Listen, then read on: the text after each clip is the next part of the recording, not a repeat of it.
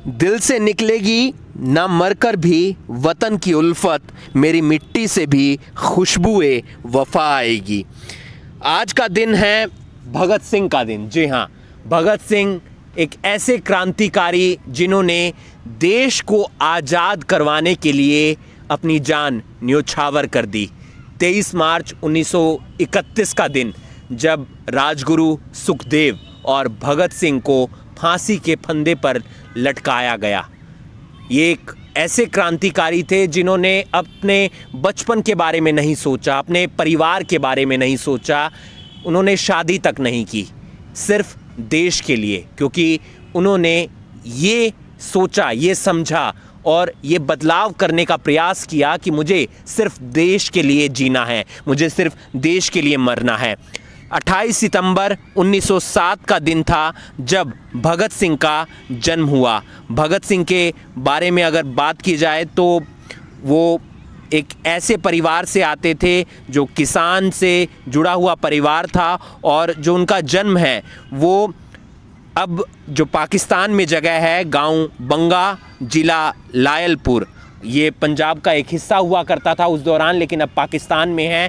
उन्होंने सबसे पहले जब वो जलियांवाला बाग गए थे अपने परिवार के साथ, तब उनके अंदर क्रांतिकारी की जो भावना होती है वो सामने निकल कर आई थी। उसके बाद वो अलग अलग संगठनों से जुड़े, उन्होंने कई अपने लेख लिखे और उससे एक ऐसे विचार सामने निकल कर आए जो अंग्रेज़ों के खिलाफ थे, क्योंकि उस समय भारत अंग्रेज़ों का गुलाम था। और उस दौरान कई अलग अलग नेता, चाहे वो महात्मा गांधी हों या लाला लाजपत राय हों या सुभाष चंद्र बोस हों, ये ऐसे नेता थे जो क्रांति के जरिए भारत को आज़ाद करवाने का प्रयास कर रहे थे। लेकिन भगत सिंह उनमें से एक थे। उन्होंने अपनी टोली बनाई और चंद्रशेखर आज़ाद के साथ मिलकर उन्होंने देश को आज़ाद करवाने के लिए अपनी एक अहम भूमिका निभाई।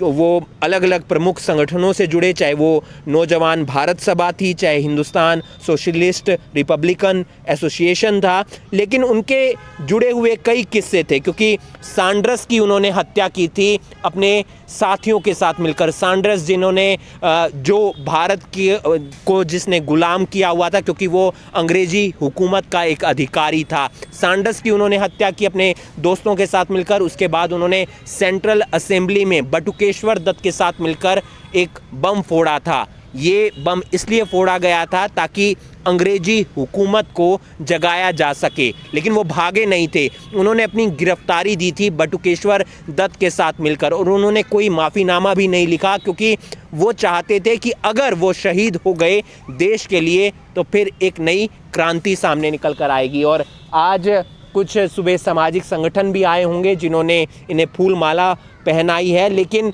हमारे अंदर, क्योंकि भगत सिंह एक इंसान नहीं थे, वो एक विचार थे, वो एक क्रांतिकारी थे, वो एक सोच थी। जो भी कोई भी, अगर आप हैं, मैं हूँ, हर कोई शहीद आजम भगत सिंह का दीवाना है, क्योंकि इन्होंने देश के लिए अपनी जो जान है वो न्योछावर की है अपने साथियों के साथ मिलकर, चाहे वो राजगुरु थे या बटुकेश्वर दत्त थे। और फांसी पर लटकते समय जो 3 साथी थे, यानी कि भगत सिंह, राजगुरु, सुखदेव, उन्होंने एक गाना भी गाया था, जो गाना था मेरा रंग दे बसंती चोला, मेरा रंग दे बसंती चोला, माए रंग दे बसंती चोला। लेकिन इन्होंने जब जेल के अंदर ये थे, जब इन्होंने बटुकेश्वर दत्त के साथ मिलकर असेंबली में बम फोड़ा था, उस दौरान ये लेख लिखा करते थे, और उन लेख के जरिए ये अंग्रेजी हुकूमत को भी डराने का प्रयास कर रहे थे और साथ ही साथ नए क्रांतिकारियों को जोड़ने का प्रयास कर रहे थे। लेकिन उन्होंने एक बात लिखी थी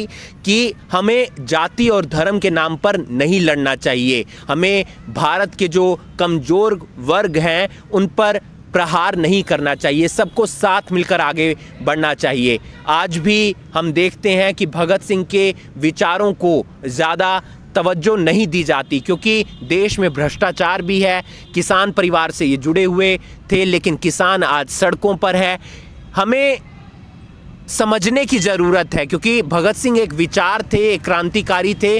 तो हमें किस तरीके से उनके पद चिन्हों पर चलकर अपने देश को सुरक्षित रखना है। हमने अपनी देश को ऐसी ताकतों से बचाना है जो भारत को कमज़ोर करती हुई नज़र आ रही हैं। आप इस वीडियो को ज़्यादा से ज़्यादा शेयर कीजिए। 28 सितंबर 1907 को उनका जन्म हुआ था। इस वीडियो को आप ज़्यादा से ज़्यादा शेयर कीजिए। आज हम पहुँचे हैं करण पार्क में, जहाँ पर उनकी एक प्रतिमा है और भगत सिंह को हमने याद किया है। भगत सिंह को एक दिन याद नहीं करना चाहिए, उन्हें रोज़ाना याद करना चाहिए, क्योंकि उन्हीं की वजह से, उन्हीं के साथियों की वजह से, चाहे वो बटुकेश्वर दत्त हों या फिर खुदीराम बोस हों या फिर चंद्रशेखर आज़ाद हों या राजगुरु हों या सुखदेव हों, ये तमाम उनके साथी थे जिन्होंने मिलकर देश को आज़ाद करवाने का प्रयास किया। और 23 मार्च 1931 को राजगुरु भगत सिंह और सुखदेव को फांसी दे दी गई, क्योंकि अंग्रेज़ी हुकूमत इनके प्रभाव से, इनके काम करने के तरीके से डर चुकी थी, कांप चुकी थी। इस वीडियो को आप ज़्यादा से ज़्यादा शेयर कीजिए। जाते जाते हम बस यही कहेंगे कि इन्होंने जिस तरीके से देश को आज़ाद करवाने में भूमिका निभाई है, इन्हें हमेशा याद करते रहना चाहिए और हमें इनके पद चिन्हों पर चलना चाहिए। और ऐसी ताकतों को हमें कमज़ोर बनाने की ज़रूरत है जो देश को कमज़ोर बनाने की जद्दोजहद में लगी हुई हैं, देश को पीछे धकेलने की जद्दोजहद में लगी हुई हैं। इस वीडियो को आप ज़्यादा से ज़्यादा शेयर कीजिए।